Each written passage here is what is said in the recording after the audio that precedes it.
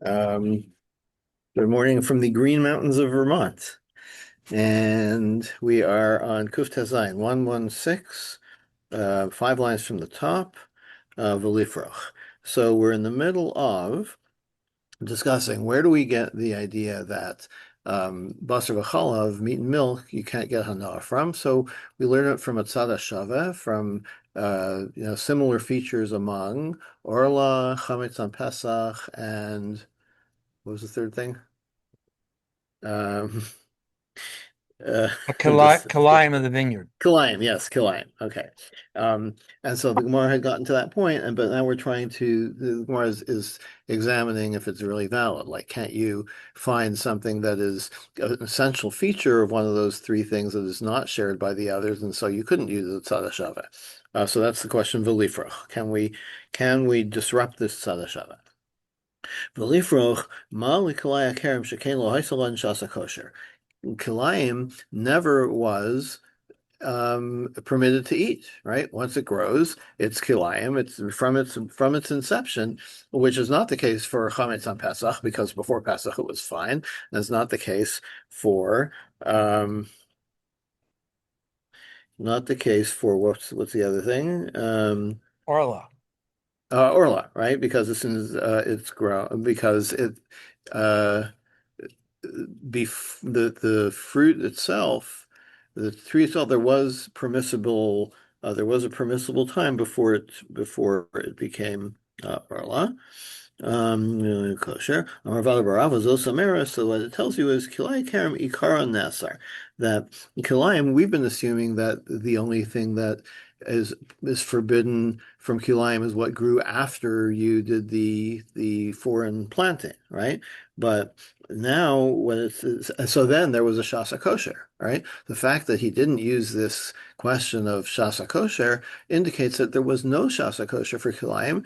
In other words, the original stuff also Ikar Nasar B'Haisel and Shasa Kosher Kadam Hashrasha. Um, that so Kilayim is they did have a Shasa Kosher before taking root.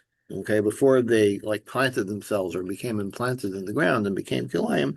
Um, so um, so the whole thing becomes usher. So it's not the case that there was no Shas HaKosher for the new stuff that grew. I mean, that's the case, but there's also the old stuff that becomes kilayim, even though it was previously permissible before you introduce kilayim.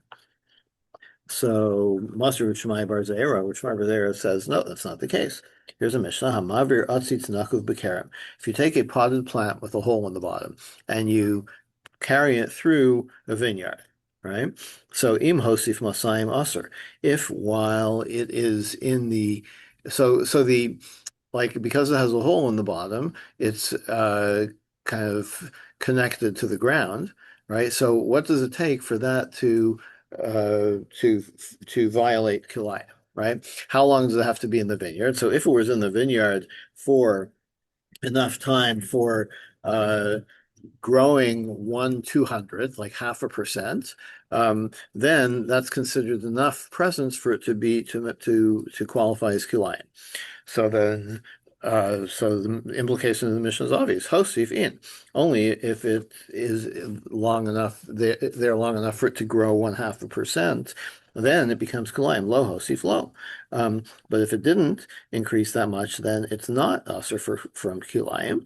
Um, so, so it seems like from this Mishnah that only what grows is um, is as Kilayim becomes Asur and not the original plant. Rabbi Trey Craig Sipe. We have two psukim about Kilayim. And so the Kilayim is he's going to say is an exception. Because it's written Ksiv Pentikdash Hamaleya. So Malaya, it means white as it fills out. In other words, the growth, right? So when it says don't plant kilayim pentikdash hamleya, lest the growth become kadosh. Usually means like holy, but it means it's one of those words that can mean both of its opposites. So lest it become like forbidden to you. Okay, so the growth becomes forbidden to you according to this pasuk. Uksiv hazera, but also says Pentikdash Hamlea Hazera, right? Meaning the seed that was already planted, right? Okay, so what's it talking about? The new growth or the old? The original. Zerua Meikara Bahashrasha. If it was planted in the vineyard, if the grain was planted in the vineyard Meikara from the beginning, Bahashrasha, then when does it become usher? When it takes root.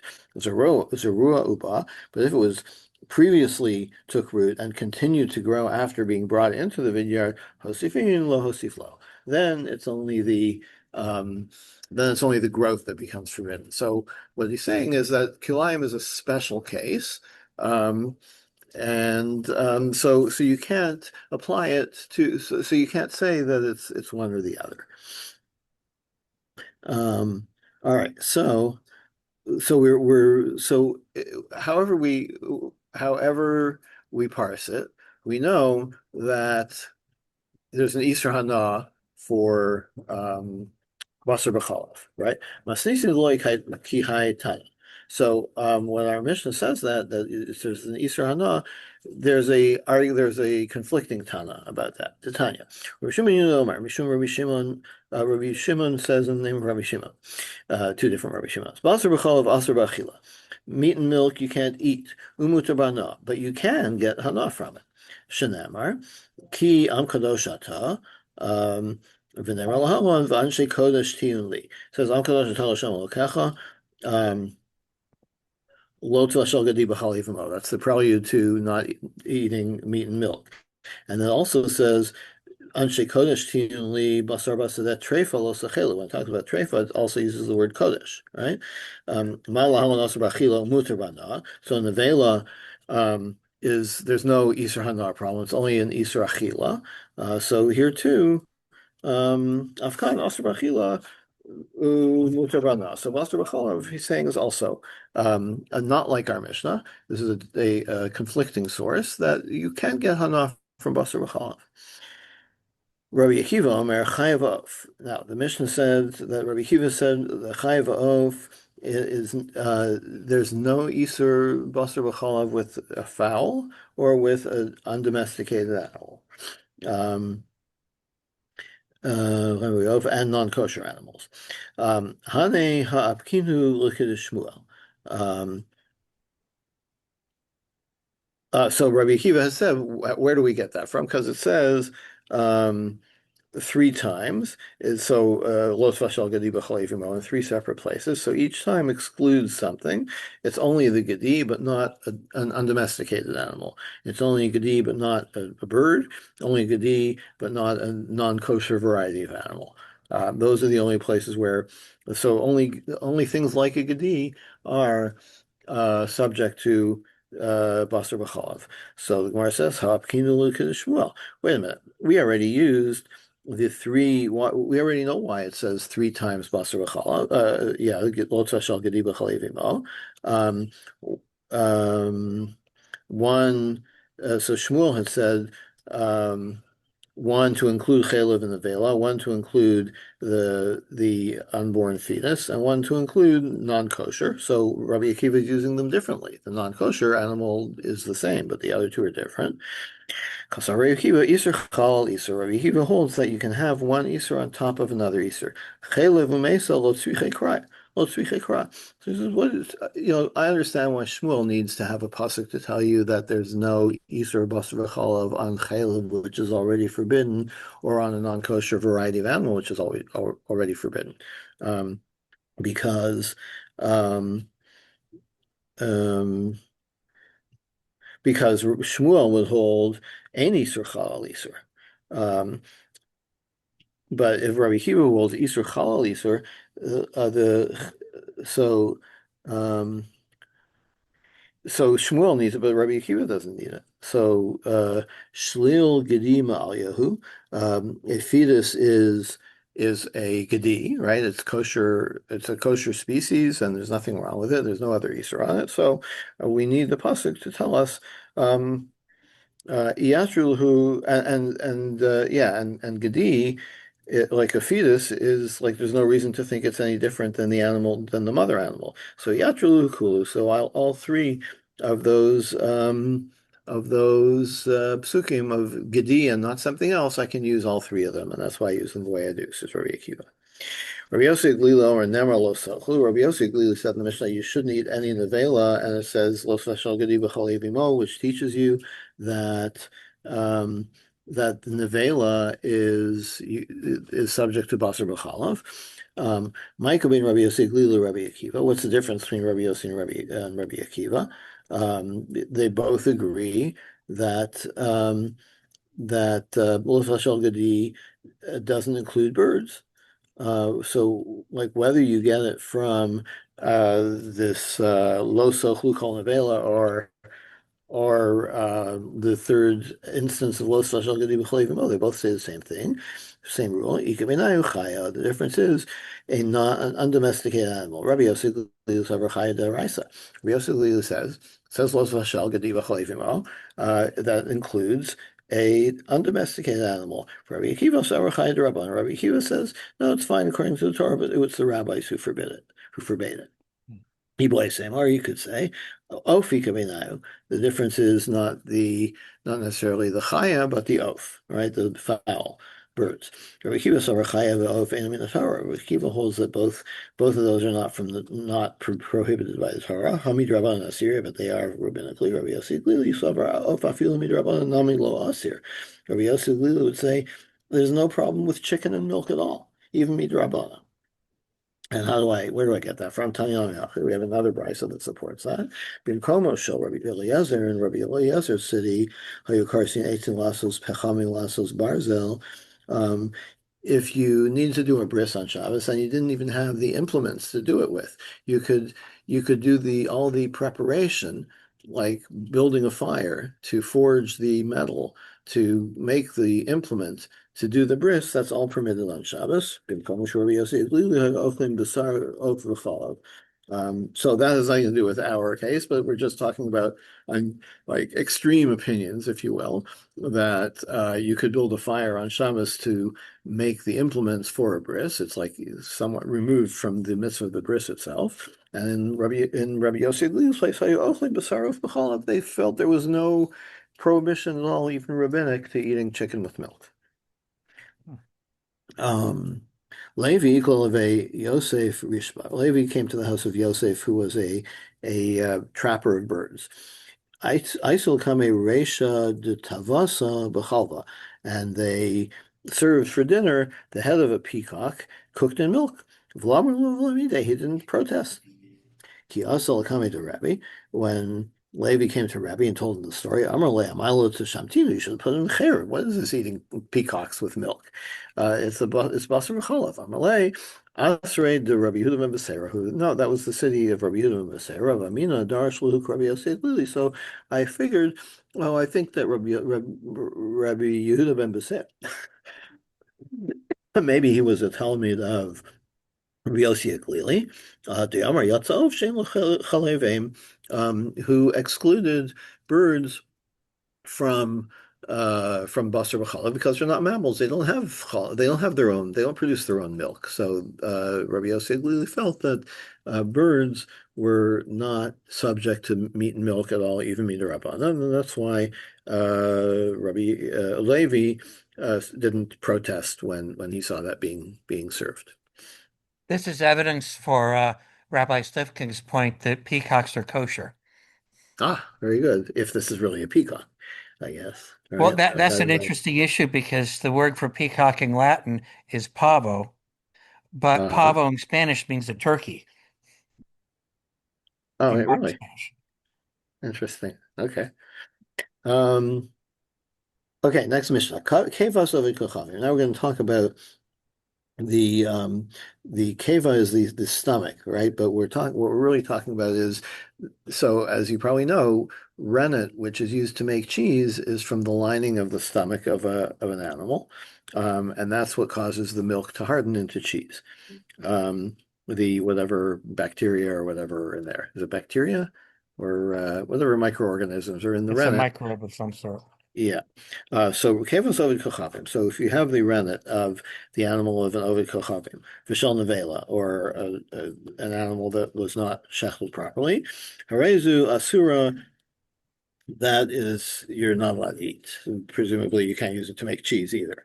Um, hamamid ba'or shel keva, but if you mamid is the term for making cheese, right? If you curdle the milk with the skin of the stomach, um, im yesh benosim tam, if there's enough of the flavor of the skin of this keva to give flavor to the cheese, harezu asura, then it's asur. It's absorbed the flavor of the forbidden substance. Because yeah, kasher shiyanka min treva. What about a kosher animal that nurses from a treif animal? So the milk that it's consuming is not kosher, but it enters the body of the kosher animal in the stomach. Kevasa asura. Then you can't use the rennet from that animal's stomach because presumably it's got non-kosher milk in it. Treifa shi'ankam yakshera. What about a treif animal that nurses from a kosher animal? Kebasu muteris. Mibnei shekanus b'meyeha. So then the rennet is permitted because we say the rennet is just like gathered in there. It's not part of the animal itself. We're talking about the Mhm. contents of the stomach, which was kosher milk, and it hasn't yet been absorbed into the body of the treif animal, which is pretty interesting. Um, Yeah, in the United States, we don't use animal products as rennet anymore, Pretty much not. I mean, I'm sure you can find farms, private, small farms where it's done. But but it's yes, we pretty use rare. bacterial rennet. Yeah, It's probably cheaper too, I would much imagine. less expensive. Yep. Yeah. Um, Now the Gemara says, "Atu keva sovi kochavim lav nevelahi." Um, so uh, it's obvious, right? Well, first of all, Kevos Ovid Kochavim and Nevela, are they really separate? Like the Ovid Kochavim is not doing Shchita, right? So you don't have to tell me that because it's an Ovid Kochavim's animal, it's prohibited. Presumably it's a Nevela anyway. So why do you see them as two separate cases? Amar Hafuna, Ovid Kochavim. That's we're talking about buying the goat from the Ovid Kochavim, and then you slaughter it yourself. And it's not a problem of Ovid Kochavim because now you've purchased it. You can purchase animals from an Ovid Kochavim and slaughter them and eat them, right? We're not concerned that they were being worshipped, right? But the problem is if you buy an animal from an Ovid Kochavim, maybe he was feeding it, maybe it was nursing from a non-kosher animal, and the contents of the stomach are now non-kosher. So There's an Gemara even says, bigger problem. What if he used it for his avodah zarah? yeah, so that doesn't seem to be, maybe I mean maybe if it's a goat worshiping sect, maybe that would be Exactly. a problem. But just because it was owned by Novi Kochavim, we don't necessarily suspect that it was worshipped. I mean, presumably they have whatever worship they do, but it doesn't extend to all of their possessions. Um, what? So you're going to say because you're afraid that this goat that you just bought um, nursed from a treif animal, Vatanya. But we have another brisa. Lochim beitzim min ovid kochavim. You can buy eggs from ovid kochavim. Ve'en choshin lo mishum nevela v'lo mishum treifa. You don't have to worry that they're eggs from a different animal, right? They're eggs from a treif animal or a nevela. So why would you like most animals nurse from their own mothers, from their own species? Why would you be concerned about this minority, this weird case, which you're not concerned about when it comes to eggs? So maybe we're not talking about kashrus, maybe we're talking about tumantara. No, sorry. Maybe we're afraid that it not tumantara, but it's a tame animal, meaning a non-kosher animal. Okay, so maybe it's not the problem that he's an ovid kochavim. The problem is that he has many animals on his farm, and maybe it nursed from. Yeah, you don't nurse from an avela, but you nurse from other animals. Why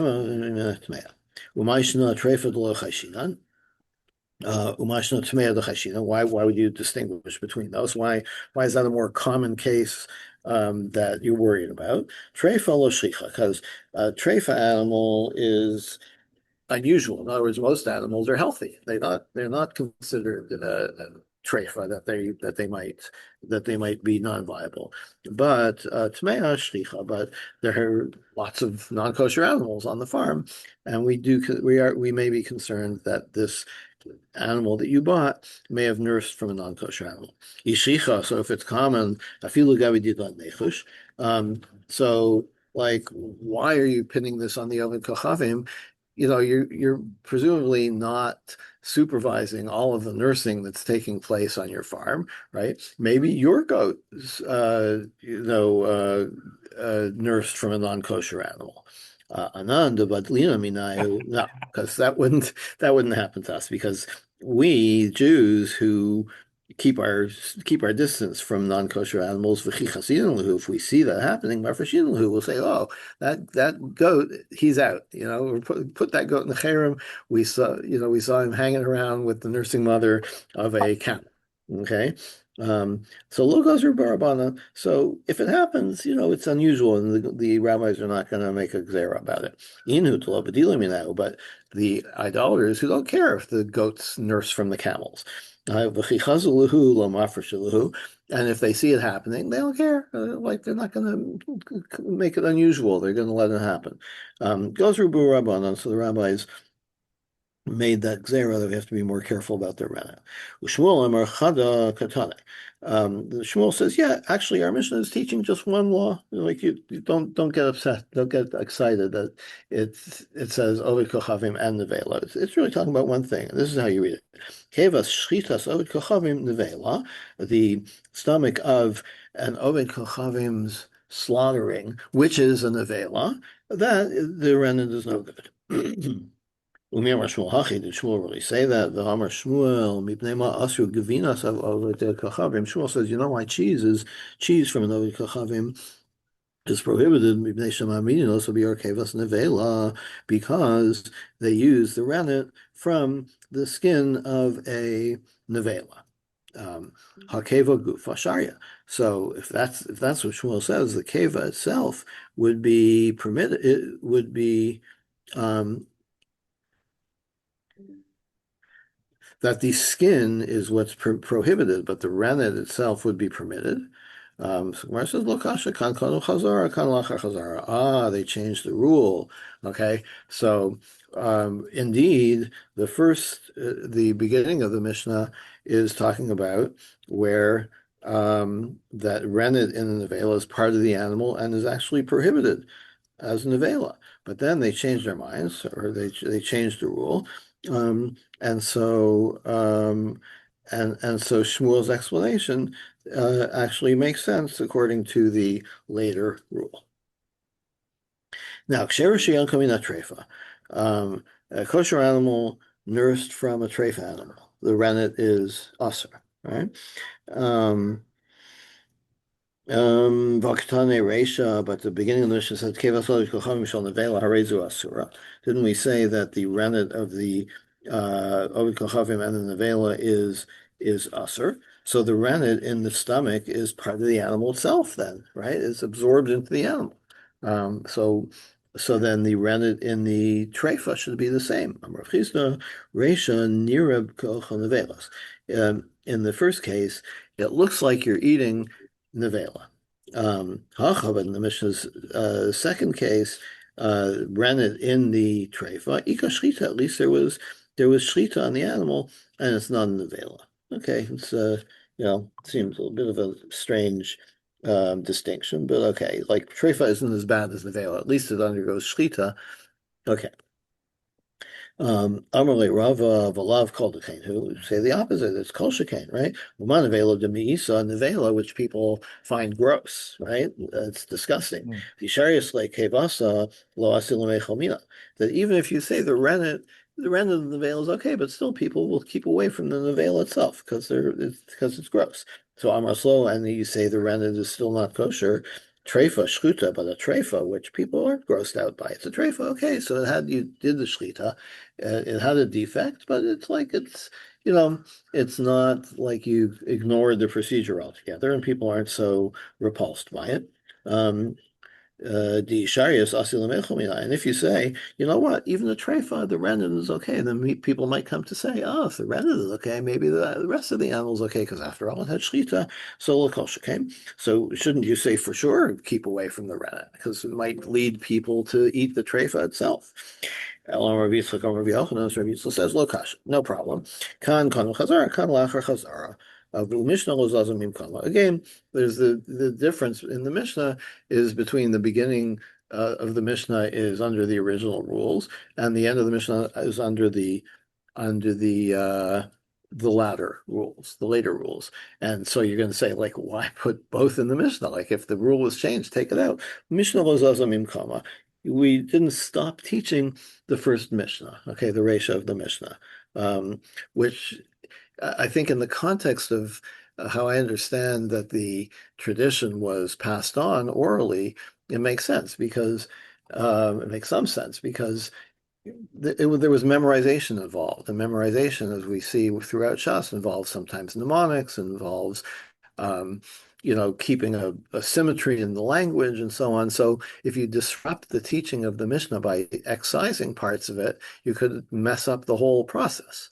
Okay, so keep teaching the Mishnah. Let the memorizers tell you what they memorized, but know that the first part of this Mishnah is obsolete, and we go with the second part of the Mishnah. Amar Rav Chimar Rav Yochanan. You can use to make cheese, you can use rennet from a nevela. But not from an animal that belonged to an ovid kochavim. Amar l'fanav of Rabbi Shimon bar Abba, Rabbi Shimon said to him, come on, now who are you going by? Rabbi Eliezer, Diamar Stam Machshavas ovid kochavim, level is kochavim.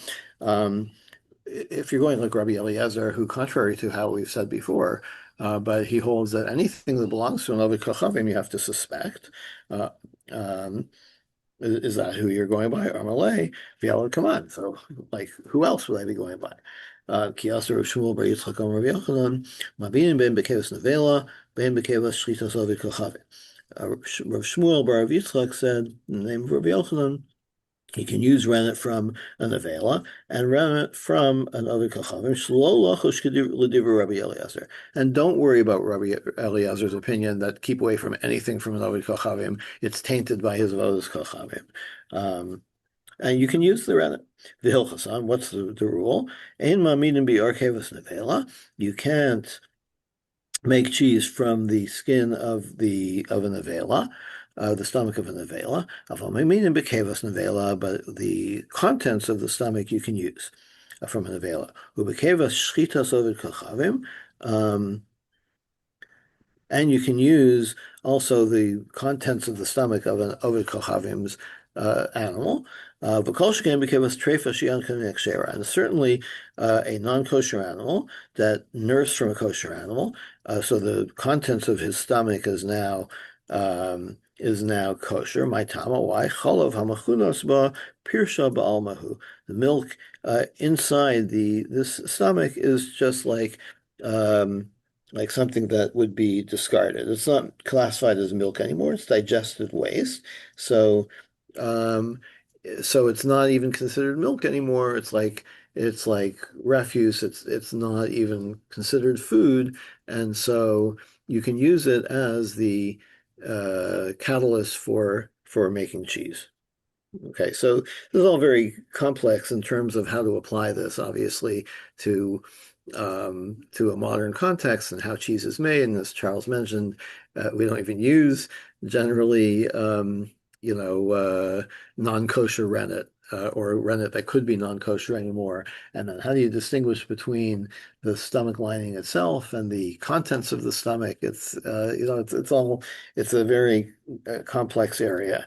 And it actually plays out in halachic attitudes towards cheese in general in the modern day. So I completely unqualified to discuss that, but this Gemara is kind of the basis for all of that discussion in halacha. And tomorrow we will pick up from the Mishnah. Yasher Koach. Have a good day, everybody.